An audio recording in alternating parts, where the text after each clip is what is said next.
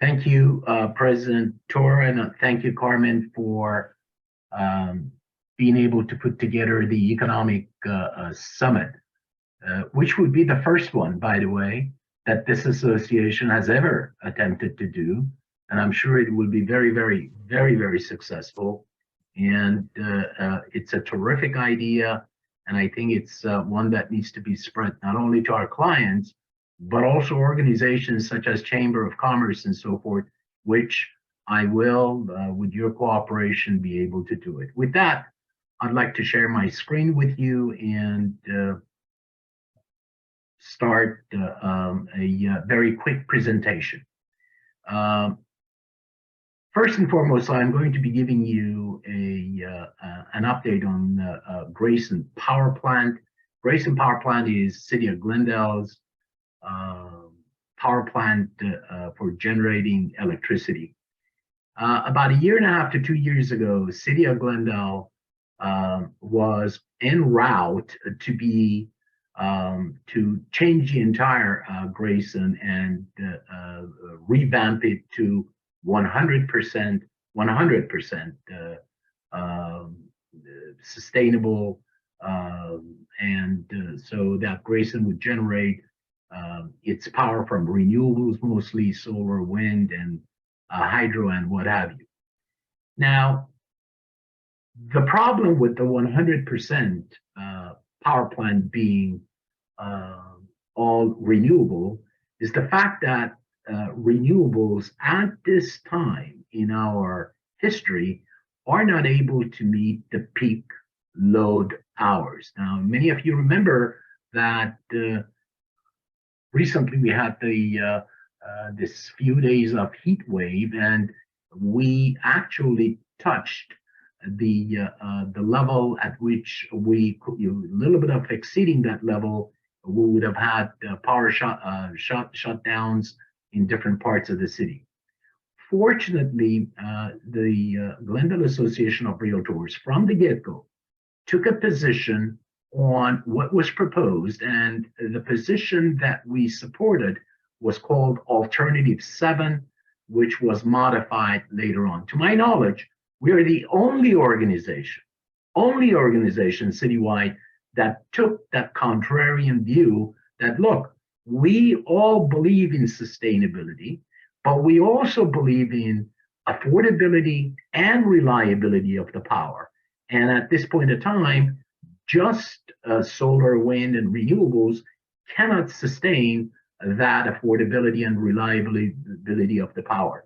And again, we were the only organization that took that contrarian view.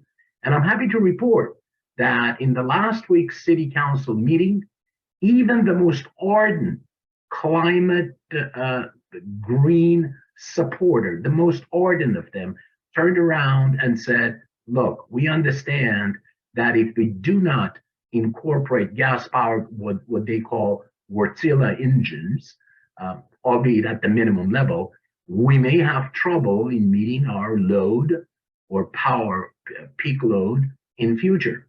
So the city council, in its wisdom, decided to go ahead and incorporate the gas-powered engines, 3 of them as opposed to the 5, into the plan.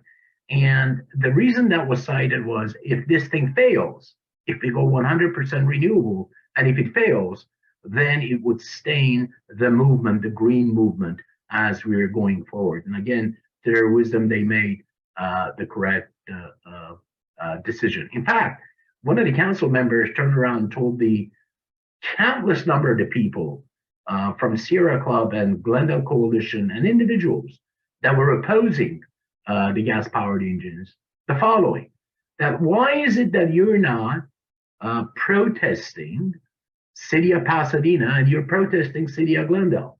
City of Glendale is getting its power from its power portfolio is only 3% from the coal, whereas City of Pasadena is 40%, 47% from the coal. At any rate, this city council made the right decision, and we were the only organization, again, to my knowledge, that took that view early on, and I'm happy that we had a role to play on that front. We are going to be talking about the LA County moratorium, give you an update. The decision was made yesterday. But we'll also be talking about the US rent inflation that is slowing down dramatically. And then I will be showing you a 2-minute video from a professor from Wharton School of Economics. David and everybody else knows that it's the top 3 schools amongst the top 3 or 4 schools in the world as far as econometrics and forecasting and so forth.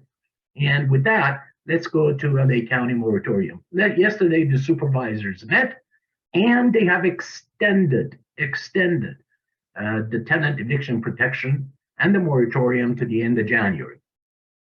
Now, City of Los Angeles had already done that. I mean, that's not the troubling part. The troubling part is that now one of the supervisors suggested the staff needs to go out and study to further extend it to June. And the reason that they wanted to do it is because of the trifecta effect of COVID, the respiratory illnesses and the flu and all of that is making a lot of people sick in the county. So that the moratorium is going to extend to the 31st of January, and within 30 days, the staff needs to come up with a study to show if it's possible to extend it to June 30th. This time around, though, they have said that that study needs to incorporate how and in which way can the county help the mom and pop property owners. I think they have a budget of about $5 million or what have you to help them, to help those that have not been able to collect rent in the past 2 or 3 years. I suggested that U.S. rent inflation is slowing faster. Why is this important? Because the single largest component of CPI, about 40% of the inflation, is dictated by the rent inflation or owner's equivalency of rent. The problem with collecting data on rent inflation is the following, that it's always lagging the time. In other words, what people have experienced in the past is what they have experienced in the past. And if Federal Reserve is looking forward to the future, they need to have some sort of a gauge that shows what the rents are going to be, say, in the next 12 to 16 months. And they just put together a program by Cleveland Fed, as well as some other organizations, that now they are going to be able to predict what the new rents or new tenancy rents are going to be, say, in 2023 and so forth. Why am I bringing this up? Because in a minute, I am going to be sharing a video with you. Again, a contrarian view, right? From a professor from Wharton School of Econometrics, that I think it's important for you to take into your repertoire and to actually decide for yourselves whether this is something that is worthy of your consideration. The video is about 2.5 minutes. It has to do with the Federal Reserve policy, and that this professor, and by the way, if you were to read the LA Times today, you will see that this is not the only contrarian view on what Fed is doing, because people think that Fed is going too fast, too quick, and it need not do that. One of the examples that they are bringing up is the fact that even wages, even though wages have grown by 5%, your inflation has been at 7.1%. So the American worker is behind the 8 ball when it comes to the inflation and wage increases and so forth. With that, I am going to be stopping the share on this one and start the share on the video. You may have seen this on the CNBC or Yahoo Finance, so bear with me. And it's again 2.5 minutes. And again, take it with a grain of salt, but it's something that makes sense, at least to me. Here we go. Welcome back. Does that remain your argument? I'm wondering, what do you make of what was a very good CPI. You need to share your screen. What was a very good I'm sorry, hang on a second. in the stock market, which doesn't look so much anymore. I will do that in a second.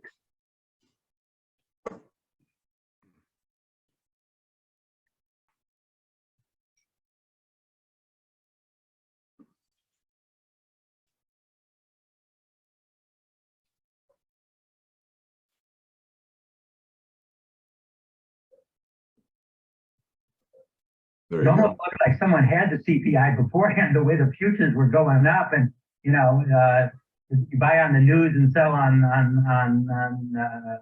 what happened here. I think it was very good news, and I think it's very much what I've been saying to you and others for the last 2 or 3 months. I would like to comment on that service portion.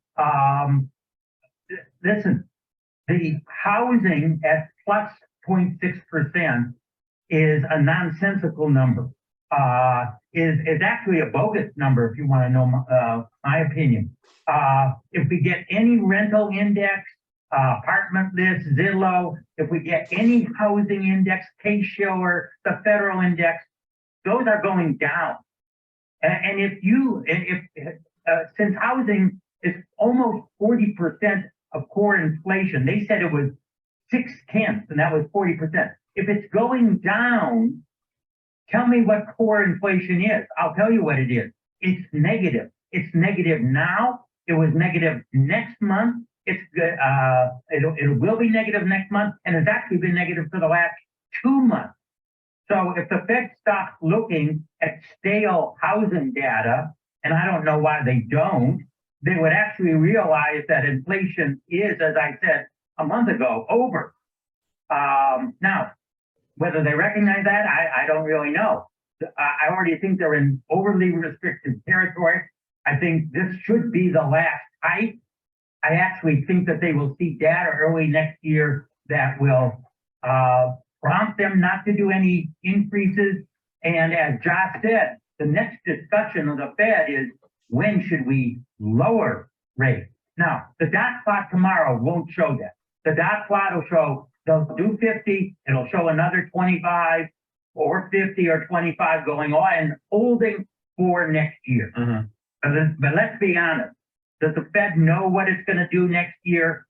Not at all. There is no evidence that the Fed dot plot has any predictive power on what they're going to do. So they can say what they're going to say, but the data is going to completely dictate what actions they take. So it's important for you to note the following. In the past 92 years plus, the average CPI in the United States has been 3.2%. 3.2%. There is a movement right now that is suggesting that the Fed's target rate of 2% is unrealistic and it needs to change. It should go to 3.2%, right? We've never had 2%. With that, as I said, Mr. President, take this with a grain of salt. It's the contrarian view. GAOR took the contrarian view when it came to Grayson, and we were correct. And who knows if he is correct or not. But at any rate, this is something that I keep hearing more and more by looking into publications and economic forecasts and so forth. With that, I thank you for the indulgence. Thank you, Greg. The information you bring us is always timely and important. And I know I say this every time, but it's true. So thank you for being such a great government affairs director. We really appreciate you.